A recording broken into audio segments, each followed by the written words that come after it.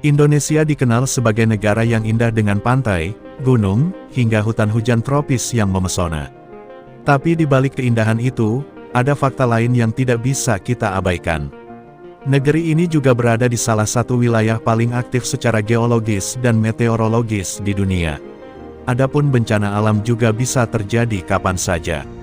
Tahun 2025 menjadi salah satu periode penuh ujian bagi Indonesia. Sejumlah bencana alam terjadi di berbagai daerah, mulai dari gempa bumi, banjir bandang, hingga aktivitas gunung berapi yang kembali meningkat. Berikut bencana-bencana yang terjadi di beberapa daerah di Indonesia sepanjang tahun 2025. Yang pertama, banjir dan longsor di Pekalongan. Awal tahun 2025, Pekalongan mengalami kombinasi bencana banjir dan tanah longsor yang terjadi secara bersamaan.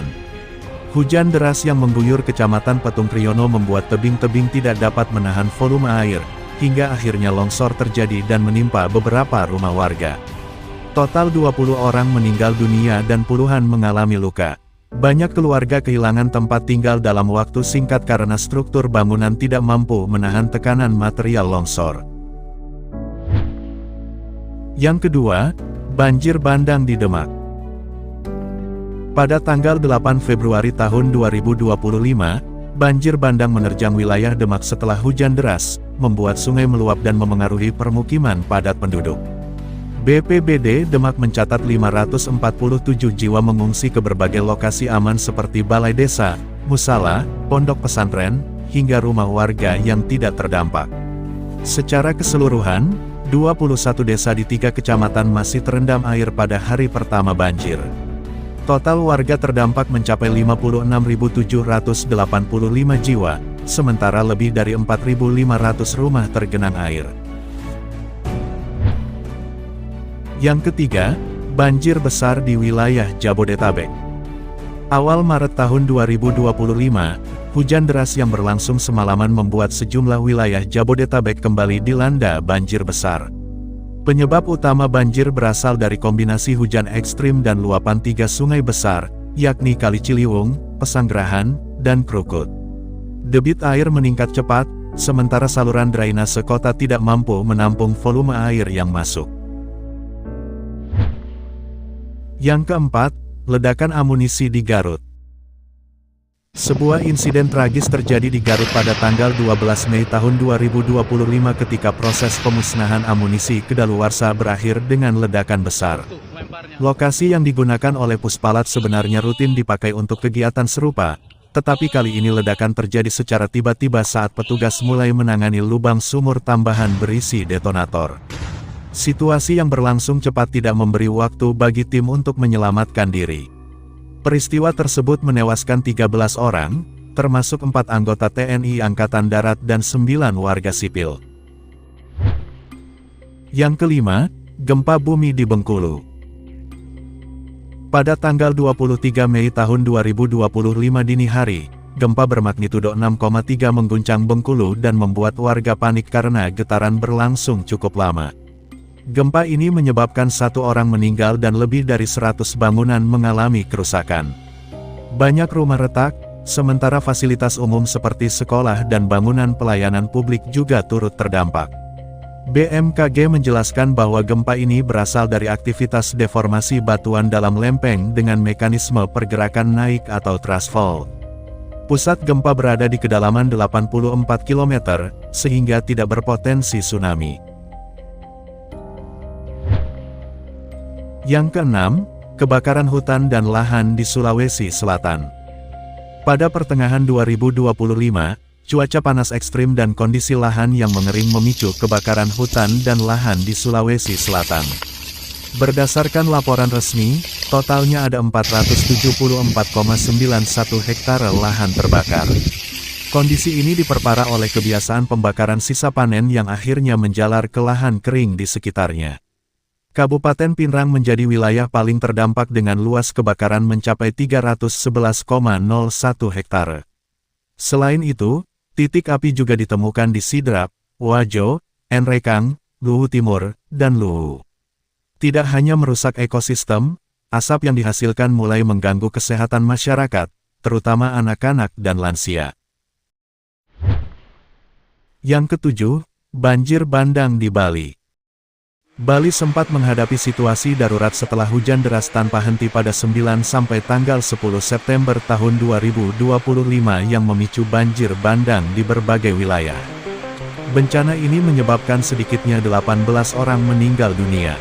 Banyak keluarga yang tidak sempat melakukan evakuasi mandiri karena arus air bergerak cepat dan menghantam wilayah padat penduduk. Selain menyebabkan korban jiwa, banjir juga menimbulkan banyak kerusakan pada berbagai fasilitas umum maupun bangunan warga. Pemprov Bali mencatat adanya 521 titik banjir, kota Denpasar menjadi wilayah dengan kondisi paling parah. Kawasan Pasar Badung dan sepanjang Sungai Badung mengalami luapan besar hingga membuat beberapa bangunan usaha roboh, termasuk 2 toko kain di Jalan Sulawesi Denpasar. Kabupaten lain seperti Jembrana, Gianyar, Badung, Tabanan, Karangasem, dan Klungkung juga melaporkan genangan besar yang merusak rumah, infrastruktur, hingga akses jalan. Tak hanya banjir, 95 titik longsor turut terjadi di beberapa kabupaten. Sementara itu, lebih dari 562 warga terpaksa mengungsi dan memanfaatkan sekolah, balai desa, musola, serta balai banjar sebagai tempat perlindungan sementara. Yang kedelapan, tanah longsor di Banjarnegara. Pada tanggal 16 November tahun 2025, tanah longsor kembali melanda Banjarnegara setelah hujan deras mengguyur selama 3 jam. Tanah di kawasan lereng menjadi rentan dan akhirnya bergerak, sehingga berujung menimbun rumah-rumah warga di Dusun Situkung. Kondisi geografis wilayah ini memang rawan bencana, terutama saat curah hujan tinggi. Peristiwa ini menewaskan 10 orang. Banyak keluarga kehilangan tempat tinggal karena 48 rumah roboh atau hilang. Selain itu, hampir 200 rumah lain mengalami kerusakan dari ringan hingga berat. Sebanyak 934 warga terpaksa mengungsi ke berbagai titik aman. Yang ke-9, erupsi Gunung Semeru. Pada tanggal 19 November tahun 2025, Gunung Semeru mengalami peningkatan aktivitas signifikan dan statusnya naik dari siaga level 3 menjadi awas level 4 hanya dalam hitungan jam. Letusan besar memunculkan kolom abu setinggi 2000 meter, disertai awan panas yang meluncur sejauh 13 km ke arah Besuk Kobokan. Desa Supit Urang, Oro-Oro Ombo, dan Penanggal menjadi wilayah terdampak paling besar. Meski tidak ada korban meninggal, beberapa orang mengalami luka akibat awan panas. Akses beberapa jalur pendakian ditutup sementara untuk mencegah risiko tambahan. Yang ke-10, banjir besar di wilayah Sumatera. Menjelang akhir November tahun 2025, sejumlah wilayah di Sumatera menghadapi banjir besar yang disebut sebagai salah satu bencana hidrometeorologi paling mematikan dalam 1 dekade terakhir. Banjir terjadi akibat hujan ekstrim berkepanjangan, gangguan atmosfer menjelang puncak musim hujan, serta deforestasi di hulu sungai yang mempercepat aliran air menuju pemukiman. Di Sumatera Utara, situasinya sangat memprihatinkan, 293 orang meninggal, 154 orang hilang, dan lebih dari 1,5 juta warga mengungsi. Banjir bandang memperparah kondisi karena membawa lumpur dan material kayu dari hulu, membuat proses evakuasi semakin sulit. BNPB mencatat total warga terdampak mencapai 1,7 juta jiwa. Aceh juga mengalami dampak besar. Wilayah dataran rendah dan sekitar aliran sungai melaporkan genangan yang meluas cepat, 173 orang meninggal, ratusan lainnya hilang, dan lebih dari 1,4 juta penduduk terdampak secara langsung. Sebanyak 165 orang meninggal dan puluhan lainnya hilang.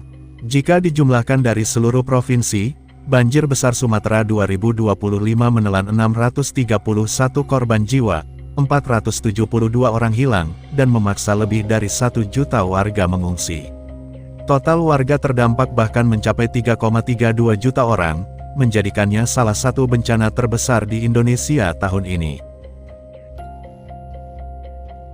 Itulah bencana-bencana yang terjadi di beberapa daerah di Indonesia sepanjang tahun 2025.